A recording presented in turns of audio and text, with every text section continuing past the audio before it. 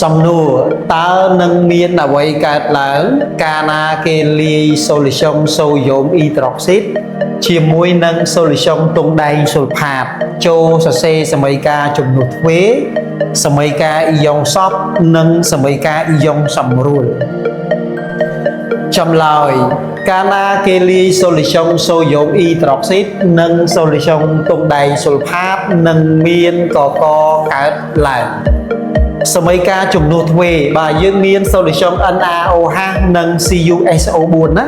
ក្នុងសមីការជំនួសទ្វេយើងដឹងថាចិត្តចាប់យកចិត្តឆ្ងាយចាប់យកឆ្ងាយអញ្ចឹងទង់ដែងផ្សំជាមួយ OH Na ផ្សំជាមួយនឹង SO4 ដោយទង់ដែងប្រឡង2 OH ប្រឡង1អញ្ចឹងដូរមកបានទង់ដែង1 OH 2 Na ប្រឡង1 SO4 ស៊ុលផាតប្រឡង2ដូរប្រឡងមកជាសន្ទស្សបាន Na2 SO4 បន្ទាប់មកយើងត្រូវថ្លឹងសមីការណាចាំបាច់ត្រូវតែថ្លឹងតែម្ដង Na នៅខាងស្ដាំមាន2 Na នៅខាងឆ្វេងនេះមាន1អញ្ចឹងយើងត្រូវថែមមេគុណ2ថែម2មកយើងបាន Na2 OH 2នៅខាងស្ដាំ Na ក៏មាន2 OH មាន2ស្មើគ្នាទង់ដែងមាន1ដូចគ្នាស៊ុលផាតក៏មាន1ដូចគ្នាដូចនេះសមីការចំនួនទ្វេរបស់យើងមានតលយៈភាពបន្ទាប់ពីថ្លឹងរួចយើងត្រូវពិនិត្យទៅលើផាសរបស់អង្គធាតុកកើតដោយផ្អែកទៅលើគោលការណ៍កម្រិតរលាយបាទដោយយើងដឹងថាអំបិលឲ្យតែមាន N បាទដូចជា Na NH4 NO3 ជាអំបិលរលាយអញ្ចឹងយើងដាក់ផាសវាអាគុយបើ NaSO4 រលាយដូច្នេះទង់ដែងស៊ុលផាតយើងនឹងជាកកបាទសមីការអ៊ីយ៉ុងសបយើងបំបែកគ្រប់សារធាតុដែលរលាយក្នុងទឹកមានផាសអាគុយខុសពីអាគុយមាន solid liquid ហើយនិង gas យើងអត់បំបែកទេយើងទុកនៅដដែលអញ្ចឹងយើងបំបែកជាអ៊ីយ៉ុងមក Na ប្រឡង1 OH ប្រឡង1បាន Na 1បូក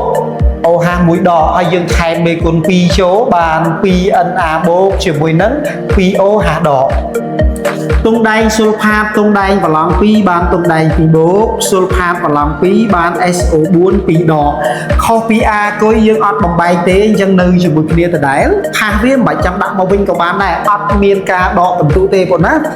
ដល់ពេល Na2SO4 បំបែកទៅបាន2 Na បូកនិង SO4 2ដកដើម្បីសរសេរសមីការអ៊ីយ៉ុងសម្រួលយើងត្រូវរកមើលអ៊ីយ៉ុងទស្សនិកជាអ៊ីយ៉ុង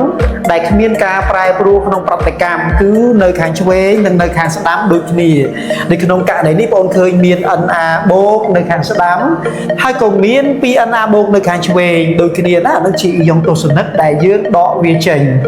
ក្រៅពី Na បូកយើងមាន SO4 2ដកដូចគ្នា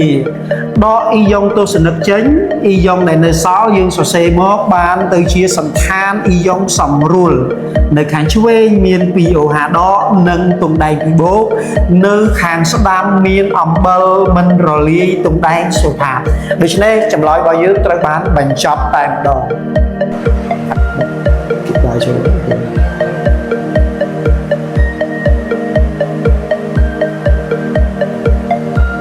ហើយ